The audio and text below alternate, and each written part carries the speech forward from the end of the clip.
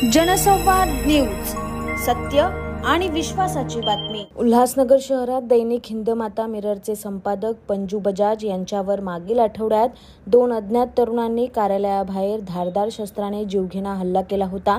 यात बजाज हे गंभीर जखमी झाले आहेत। यानंतर हल्लेखोर हे फरार झाले होते। ही संपूर्ण घटना सीसीटीव्ही कॅमेऱ्यात कैद झाली। आता या हल्ला प्रकरणी मध्यवर्ती पोलिसांनी 3 आरोपींना उल्हासनगरमधून बेड्या ठोकल्या आहेत। कॅम्प नंबर 4 मधील आकाश अडांगळे, आनंद जाधव आणि गुरुविंदर कुंदन सिंग उर्फ सनी पाजी यांना अटक करण्यात आली। हा हल्ला सोने तस्करी प्रकरणी केल्याचं बोललं जातंय। सनी पाजी हा कुख्यात गुंड असून त्याच्या विरोधात अनेक गुन्हे दाखल आहेत। आज 3ही आरोपींना न्यायालयात हजर केले असता 4 दिवसाची पोलीस कोठडी सुनावली आहे। जनसंवाद न्यूज, सत्य आणि विश्वासाची बातमी। आजच सबस्क्राइब करून बेल आयकॉनला क्लिक करा आणि पहा ताज्या घडामोडींचा अचूक अंदाज आपल्या मोबाईलवर।